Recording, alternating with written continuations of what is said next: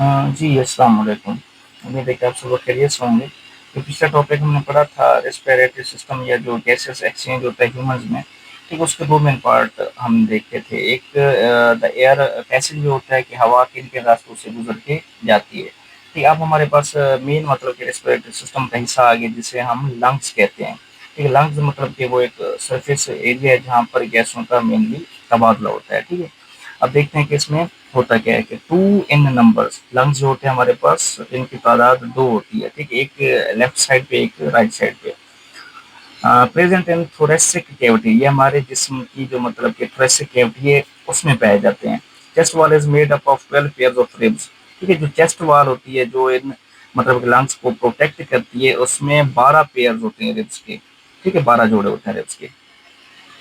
अब हम अगर स्ट्रक्चर देखें लंग्स की, तो ये हमारे पास ये राइट लंग है, ये हमारे पास लेफ्ट मतलब के लंग है। जो राइट लंग है वो साइज में थोड़ा सा क्या होता है, बड़ा होता है और इसके 3 लोब्स होते हैं, ठीक है? 3 हिस्से होते हैं, ठीक है? जो हमारे पास लेफ्ट मतलब कि वो लंग्स होता है, ठीक है? उसके 2 लोब्स होते हैं और वो स्मॉलर इन साइज होते हैं, ठीक है?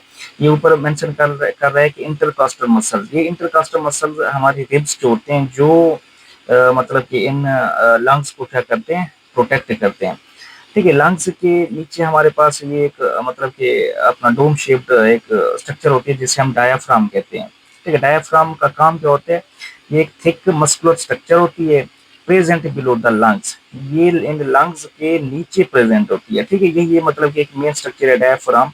नेक्स्ट इंशाल्लाह हम पढ़ेंगे कि ये मतलब इसी की कंट्रैक्शन एंड रिलैक्शन की वजह से ये जो अपना लंग्स होते हैं ये कॉन्टैक्ट होते हैं और रिलैक्स होते हैं, इनमें मतलब कि वो होता है एयर इन फेफड़ों के अंदर आती है और इसी की वजह से एयर इन फेफड़ों से बाहर जाती है। ठीक है, अब ये जो लंग्स होते हैं ना इसके बाहर मतलब कि 2 मेम्ब्रेन्स होती हैं, ठीक है? उन मेम्ब्रेन्स को प्लूरल मेम्ब्रेन्स कहते हैं, एक इनर होती है और दूसरी आउटर होती है, ठीक है? इन 2 मेम्ब्रेन्स के दरमियान एक मतलब कि फ्लूइड होता है जो मतलब कि एज़ अ लुब्रिकेंट इस्तेमाल होता है, ठीक है? लुब्रिकेशन में, ताकि मतलब कि ये एक स्पंजी हमारे पास स्ट्रक्चर होती है ना, इलास्टिक होती है, ठीक है? ये कॉन्ट्रैक्ट भी करते हैं, रिलैक्स भी करते हैं ताकि उस दौरान इनमें किसी भी किस्म की फ्रिक्शन वगैरह ना हो।